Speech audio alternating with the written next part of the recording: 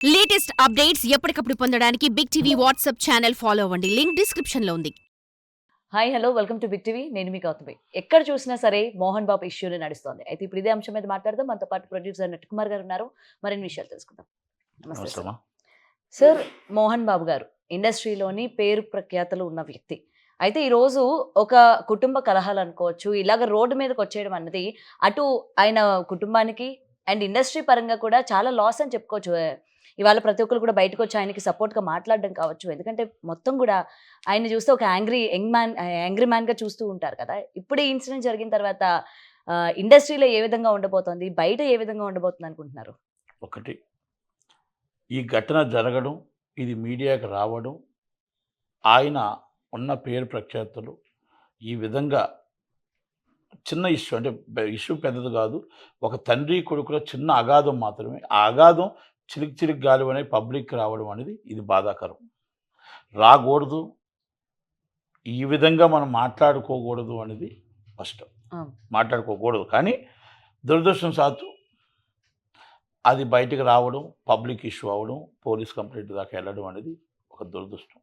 ఆయన కుటుంబంలో ఒక క్రమశిక్షణకి మారుపేరు, మెంబర్ ఆఫ్ పార్లమెంట్, ఒక విద్యావేత్త, ఒక 10 మందికి హెల్ప్ చేసే వ్యక్తి, ఈరోజు ఒక ఒక అంచులంచులుగా ఒక విలన్ నుంచి, ఒక హీరో నుంచి 50 సంవత్సరాల చరిత్రలో ఎన్నో విభిన్నమైన పాత్రలు చేసి ఒక ఇండస్ట్రీకే ఒక పెద్ద దిక్కుగా, ఈ దాసరి నారాయణరావు గారి తర్వాత అంతటి వ్యక్తిగా, ఒక లెజెండ్గా, ఎన్నో అవార్డులు తీసుకున్న వ్యక్తిగా ఈ ఈ విధంగా అది కుటుంబంలో రావడం అనేది, బయటికి రావడం అనేది ఒక బాధాకర విషయం. అందరికీ ఆయన్ని అభిమానించే ప్రతి ఒక్కరికి ఇది బాధాకర విషయం. కానీ ఇది ఇది రాకూడదని అనుకున్నాము. అనుకోకుండా ఇది మీడియాకి రావడం, ఇదంతా పబ్లిక్ ఇష్యూ అవడం తప్ప మాట్లాడక తప్పట్లేదు. ఎందుకంటే యాక్చువల్గా 5 రోజులు 6 రోజులు బట్టి నన్ను అడుగుతున్నా కూడా అది కుటుంబ విషయం కాబట్టి అది అవుద్దని అనుకున్నాం. ఒకటి, ఇది మనోజ్ బాబు కానీ, విష్ణుబాబు కానీ, లక్ష్మీ మంచు గారు కానీ, మోహన్ బాబు అన్న కానీ, మోహన్ బాబు అన్న ఎప్పుడు కూడా అక్కడే చూస్తాం. ఎందుకంటే ఈజ్ అ లెజెండ్, ఒక టైగర్, ఒక పులి. అలాగే ఆయన నడిచాడు, నడుస్తున్నాడు. ఎంతోమందికి ఆయన సెటిల్ చేసి ఎంతోమంది కుటుంబాలు నిలబెట్టిన వ్యక్తి. వాళ్ళ కుటుంబంలో చిన్న ప్రాబ్లం వచ్చింది. ఆ ప్రాబ్లంని ఎలా సాల్వ్ చేయాలో ఆయనకు తెలుసు. కాకపోతే ఏంటంటే అనుకోకుండా ఆవేశాలతో ఇది పబ్లిక్ ఇష్యూ అయింది. బస్ దాంట్లో కాకుండా ఇది ఒక మీడియా మీద దాడి కూడా జరిగింది. అంటే మీడియా మొత్తం 2-3 మీద దాడి జరిగింది. అనుకోకుండా సంఘటనే తప్ప ఇది కావాలని జరిగిందో ఇంకోటో కాదు. ఒక బాధతో, ఒక అనుకోకుండా ఒక కొడుకు ఈ విధంగా నన్ను రోడ్డు మీద తీసుకొచ్చాడు. ఒక 78 సంవత్సరాల వయసులో ఒక బాధతో జరిగింది. అనుకోకుండానే మనోజ్ బాబుది కూడా చిన్న విషయాలే ఇవన్నీ. ఆస్తులు తగాదాలు కావు, ఇది గొడవలు కావు. ఒక చిన్న ఇన్సిడెంట్, చిన్న ఇన్సిడెంట్. ఒక కుటుంబం, మీ కుటుంబమైనా మా కుటుంబం అన్నింటిలో ఉన్నవే. ఆ ఉన్నది పబ్లిక్, ఆయన సెలబ్రిటీ కాబట్టి పబ్లిక్ వచ్చింది. ఇది రాకూడదు. కానీ సార్, ఇక్కడ మంచు మనోజ్ వాళ్ళ ఫ్యామిలీని నమ్మేదానికన్నా మీడియా పైన చాలా వరకు నమ్మకం పెట్టుకొని తన వెంట మీడియాని తీసుకువెళ్ళి తనకి సపోర్ట్గా నిలబడాలి అని చెప్పి ఇప్పటికే చాలా వీడియోలు మనం చూసాం. ఎందుకంటే తన కుటుంబం మీద తనకి నమ్మకం లేక ఇవాళ మొత్తం మీడియా వైపు మనోజే ఉన్నారు చూసుకుంటే. మీడియా వైపు ఉన్నా మీరు ఇంకోటి కూడా అర్థం చేసుకోండి, మీడియా వైపు ఉన్నాడు, అన్నీ ఉన్నాడు. ఆ తండ్రిని ఎప్పుడూ దేవుడి కిందే చూశాడు, అలాగే తల్లిని కానీ. కనుక ఈ చిన్న చిన్నవి అన్నదమ్ముల మధ్యన ఉండవా, చిన్న చిన్న మన కుటుంబాలు అన్నింటిలో ఉంటాయి. ఇది నేను బాధపడుతుంది ఏంటంటే, మనోజ్ బాబుని రిక్వెస్ట్ చేస్తుంది, నేను విష్ణుబాబుని రిక్వెస్ట్ చేస్తుంది. ఆయన 50 సంవత్సరాలు పూర్తి చేసుకుంటున్నారు. ఆయన ఒక లెజెండ్గా ఈ సినిమా ఇండస్ట్రీలో ఘనంగా 3 పిల్లలు 3 స్తంభాలుగా ఉండి ఆయన్ని మన 50 సంవత్సరాలు ఇండస్ట్రీ ఘనంగా సత్కరించేటట్టు మన అందరం చేయాలి తప్ప ఈ చిన్నది ఒక నరగోస అనుకుందాం. ఒక చిన్నది ఇష్యూ జరిగింది, ఏదో ఒక టీ కప్పులో తుపాను అనుకొని దయచేసి ఆ నాన్నగారి గౌరవం అలాగే ఉంచి, ఆయన ఎలాగో అలాగే ఉండాలా. మేము అభిమానించే మాలాంటి వాళ్ళందరికీ కొన్ని వేల మందికి ఆయన ఆదర్శంగా, దయచేసి మీరు అందరూ కూడా దీన్ని ఇక్కడితో పులి స్టాప్ పెట్టి ఆయన గౌరవార్థం, ఆయన గౌరవించి రేపు 50 సంవత్సరాల ఫంక్షన్ ఎలా చేద్దాం అనేది మనం ఆలోచిస్తే, ఆయన ఆ 50 సంవత్సరాల్లో విభిన్నమైన పాత్రలు చేశాడు, విభిన్నమైన కథ హీరోగా చేశాడు. విభిన్నమైన విలన్ క్యారెక్టర్లు చేశాడు, ఒక డైలాగ్ కింగ్గా చేశాడు. ఆయనే రామారావు గారి తర్వాత క్రమశిక్షణకు ఆయనే సాటి తప్ప ఇంకెవరు లేరు. ఒక దాసనారాయణరావు గారి తర్వాత అంత పేరున్న వ్యక్తి ఎవరైనా ఉంటే ఆయనే. ఒక కూర్చొని మాట్లాడాలన్నా, ఒక సెటిల్ చేయాలన్నా, ఇద్దరు వ్యక్తులను కాంప్రమైజ్ చేయాలన్నా, ఒక వ్యక్తిని న్యాయం జరగకుండా న్యాయం జరిగి చేయాలన్నా ఆయన కుటుంబానికే ప్రాబ్లం వస్తాడు, ఆయన సాల్వ్ చేసుకోగలడని పూర్తి నమ్మకం నాకుంది. అలాగే పిల్లలందరూ కూడా ఆయన గౌరవాన్ని ఎక్కడా కూడా తగ్గించకుండా ఇది ఇవాళ రేపు ఫుల్ స్టాప్ పెట్టగలుగుతారని నేను ఆశిద్దాం. అండ్ ఇంకొకటి సార్, ఇప్పుడు ఈ దాడిలోని ఇద్దరు అయితే ఎఫెక్ట్ అయ్యారు జర్నలిస్టులు. వాళ్ళ యొక్క పరిస్థితి కూడా అంటే ఒకరికి పని చేయడం లేదని చెప్పి, కొంచెం లోపల స్కల్ కూడా డ్యామేజ్ అయిందని చెప్పి, మరి వాళ్ళకి సంబంధించి ఎటువంటి ఆర్థిక సాయమైనా సరే మోహన్ బాబు కుటుంబం నుంచి అందే ఛాన్సెస్ ఉన్నాయంటారా? తప్పకుండా. మళ్ళీ మీకు చెప్తున్నాను, మనోజ్ బాబు ఆల్రెడీ సారీ చెప్పాడు. మనోజ్ బాబు కూడా అండగా ఉంటానన్నారు. అలాగే మీకు విష్ణుబాబు మాట్లాడారు, విష్ణుబాబు కూడా వాళ్ళ ఫ్యామిలీతో మాట్లాడానని చెప్పి అండగా ఉంటానన్నారు. మోహన్ బాబు గారు కొంచెం హాస్పిటల్లో ఉన్నారు కాబట్టి ఇవాళ రేపు వస్తారు. వచ్చి ఎప్పుడు ఈ చెయ్యి ఆయనకి రూపాయి ఇచ్చేదే తప్ప తీసుకునేది తెలియదు, 10 మందికి సాయం చేసేది తెలియదు తప్ప ఆ కుటుంబానికి ఎప్పుడు కూడా అనుకోకుండా జరిగిన సంఘటన, ఆ సంఘటనగా అందరం బాధపడుతున్నాం.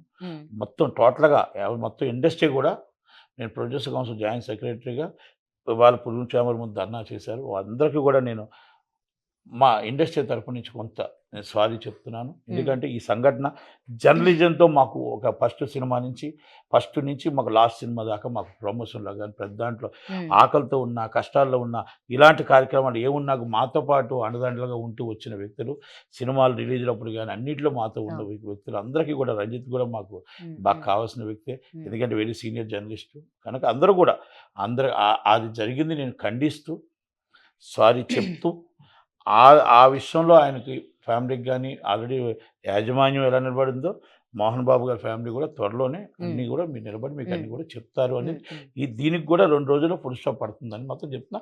అక్కడి దాకా అందరం ఓపు పడదాం. ఓకే. అండ్ సార్, ఇంకొకటి, మంచు విష్ణు గారు అంటే ఇండస్ట్రీకి సంబంధించి ఎటువంటి ప్రాబ్లం వచ్చినా మంచు విష్ణు గారి దగ్గరికే వస్తారు అని చెప్పి ఆయన పలు సందర్భాల్లో చెప్పినట్టు మనం విన్నాం.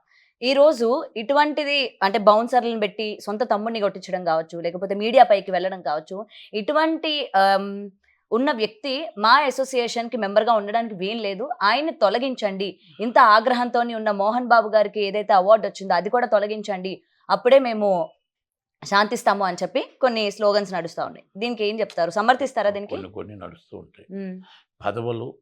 పదవులు వచ్చాయి, ఆ పదవులో అక్కడ ఏమైనా ప్రాబ్లం జరిగితే ఆ అసోసియేషన్ తరపు నుంచి ఏమైనా ప్రాబ్లం జరిగింది, ఇది కుటుంబ వ్యవహారం, అసోసియేషన్లో ఏమైనా ప్రాబ్లం జరిగితే మీరు మాట్లాడాలి. ఇంకోటి బౌన్సర్ల వ్యవస్థ అన్నారా, బౌన్సర్ల వ్యవస్థను 100% ఎవ్వరు పెట్టకూడదు. ఈ బౌన్సర్లని మీరు అది కాదండి, మనంతరం మనం బతుకుతున్నాం, మనంతరం మనం వెళ్తున్నాం, మనకు బౌన్సర్లు ఎందుకండి?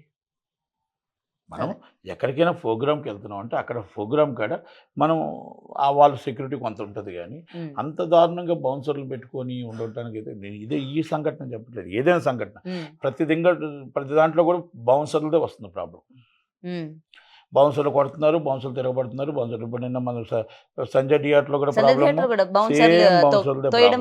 తోయడం వల్లే పాప మా అమ్మాయి ఈరోజు పిల్లలకు తల్లి లేకుండా అయిపోయింది. ఈ బౌన్సర్లు అనేది వ్యవస్థ చాలా పెద్ద దారుణంగా ఉంది. ఈ వ్యవస్థని పోలీసు వారు, గవర్నమెంట్ వారు ఏ విధంగా నిర్ణయం తీసుకుంటారో, వాళ్ళకి ఏ విధంగా మరి వాళ్ళు యాక్షన్ తీసుకుంటారు. కానీ ఇండస్ట్రీ నుంచి మీకు భద్రత కావాలి అని చెప్పి పెద్ద స్టార్స్ బౌన్సర్స్ ని పెట్టుకున్నారు కదా, దానికి పోలీసులకి సంబంధం ఏంటి? కరెక్ట్ కాదు అది. ఇప్పుడు బౌన్సర్లు పెట్టుకొని వీళ్ళకి ఇష్టం వచ్చిన రోడ్డు మీద కొడితే చట్టం వాళ్ళ చేతులు తీసుకోమని ఎవరు చెప్పారు? చట్టాన్ని ఎవరు తీసుకోమన్నారు కదా. అందుకని మనం కూడా దాన్ని ఒక్కసారి రివ్యూ చేసుకోవాలి. ప్రతి ఒక్కరికి నేను ఒకటే చెప్తున్నా, మీకంతా మీరు ఒంటరిగా మీరు తిరగలేనప్పుడు, మీకంతా మీరు ఒంటరిగా వెళ్ళలేనప్పుడు, అంటే మీకు సెక్యూరిటీ అంటే మీకు ప్రాబ్లం ఉంది, మేము వచ్చి పడిపోతారంటప్పుడు అక్కడ సెక్యూరిటీ పెట్టుకోవాలి. కానీ ఇంటికాడి నుంచి మొత్తం అన్ని దగ్గర కూడా మీకు సెక్యూరిటీ అంటే కరెక్ట్ కాదేమో. అంటే బౌన్సర్ల వ్యవస్థను నేను పూర్తిగా నిర్వహణ చేయమని అనట్లే, మరి 100 మంది 200 మంది ఏంటిది కనుక వాళ్ళు వ్యవహరించడం పిచ్చి ప్రేమ. ఫ్యాన్ అంటే మీ సినిమా చూడటానికి వాడు అవసరం, మీ సినిమా చూసి వాడు 1000 రూపాయలు జోబీలో చిల్లు పెట్టుకోవడానికి వాడు అవసరం, కానీ మిమ్మల్ని చూడటానికి దగ్గరికి వస్తే వాడిని ఇలా తీసి అలా విసిరేస్తారే, ప్రాణం పోతుందా, ఏమవుద్దా, అక్కడ ఆ తొక్కుసినట్లు ఏమైపోతాడో తెలియదు. ఆ పిచ్చి ప్రేమని మీరు ఎన్కేస్ చేసుకుంటున్నారని మాత్రం నేను చెప్పగలుగుతాను. ఇది ఈ బౌన్సర్ల విషయం, పెట్టుకున్న వాళ్ళ విషయంలో కూడా. పెట్టుకున్న వాళ్ళ విషయంలో. ఎందుకంటే ఆ తల్లి చనిపోయింది, ఆ పిల్లలు అనాథ అయిపోయారు. అవును. ఈరోజు ఆ పిల్లలు పెరుగుతున్న కొలది అల్లు అర్జున్ గారి వల్ల ఈ ప్రాబ్లం వచ్చింది. అల్లు అర్జున్ గారు వాళ్ళ సినిమాకి వెళ్ళే మా అమ్మ చనిపోయింది అని ఆ బాధ ఉంటుందా ఉండదా? కనుక అది హీరో తప్పు కాదు, సెక్యూరిటీ ప్రాబ్లం. అదే నేను సెక్యూరిటీ ప్రాబ్లం. అంతమంది జనం రావడం, ఆయన సినిమా చాలా మంది డీసీపీ గారు చెప్తున్నారు ఆయన ఇన్ఫర్మేషన్ ఇచ్చుంటే బాగుందని. 6,000 మంది జనం థియేటర్ ఫుల్ అయి ఉన్నారు, ఇంకా 10,000 మంది జనం వచ్చి ఇన్ఫర్మేషన్ ఇచ్చుంటే 1,00,000 మంది వచ్చింది.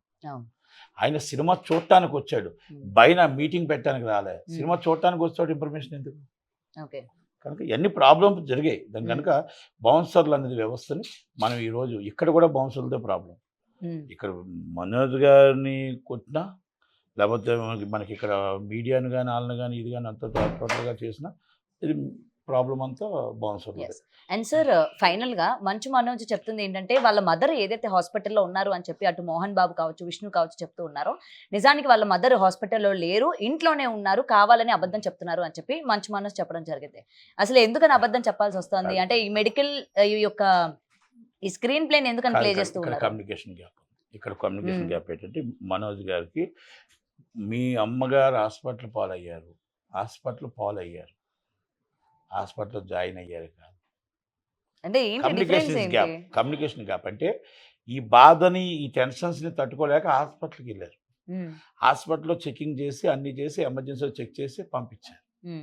ఇస్ ద కమ్యూనికేషన్ గ్యాప్ ఇక్కడ. అది మళ్ళీ మనం ఇక్కడ ఒకటి వాస్తవం, తండ్రి కొడుకులు కలిసి ఉండాలి, తల్లిదండ్రులు కలిసి ఉండాలి, కూతురు కలిసి ఉండాలి, ఆ కుటుంబం బాగుండాలి. ఆ కుటుంబం బాగుంటే 10 మంది బతుకుతారని మనం అనుకుంటాం.